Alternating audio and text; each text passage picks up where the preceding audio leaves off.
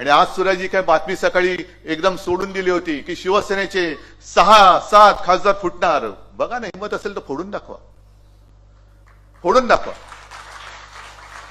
पण आता शिवसैनिकाच्या संयमाचा अंत बघू नका, कारण फोडाफोडी करायला लागलात कधी तुमचं डोकं फुटेल. आणि माझं तर आव्हान आहे, फोडाफोडी करायची असेल ना तर सरकारी यंत्रणा बाजूला ठेवा, पोलीस बिलीस बाजूला ठेवा, ईडी, इन्कम टॅक्स, सीबीआय बाजूला ठेवा, आणि हिंमत असेल, मर्दाची अवलाद असेल तर माझा एक तरी शिवसैनिक फोडून दाखव, मी तुझं नेतृत्व स्वीकारायला तयार आहे. एक तरी शिवसैनिक फोडून दाखव. पण पैशाची आमिषं दाखवायची, अटकेच्या भीती दाखवायची, ईडी, इन्कम टॅक्स, सीबीआयच्या भीती दाखवायची. अरे कसले तुम्ही मर्द, नामर्दाची अवलाद, नकली बापाची अवलादी. संजय राऊत बोलले ते बरोबर आहे, हे नकली बापाची अवलाद आहे, कारण हिंमतच नाहीये. आज संपूर्णपणे देश नाचवून टाकतायत.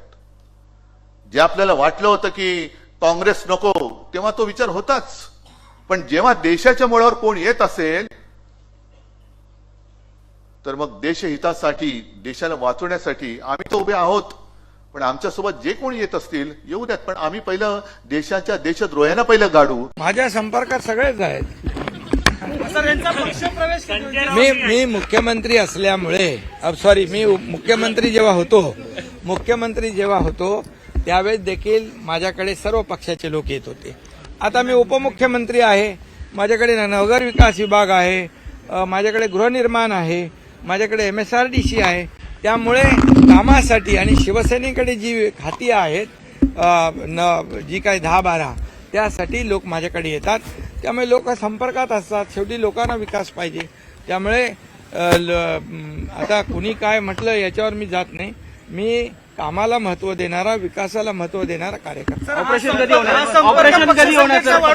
हा संपर्क पक्ष संघटना वाढवण्याचे चिन्ह दाखवतो का? कुठला संपर्क? जो तुमच्या संपर्कात अनेक खासदार, आमदार आहेत असं तुम्ही म्हणता. अरे बाबा, ऑपरेशन कधी होणार? ऑपरेशन कधी होणार? सर, ऑपरेशनची वेळ कधी आहे?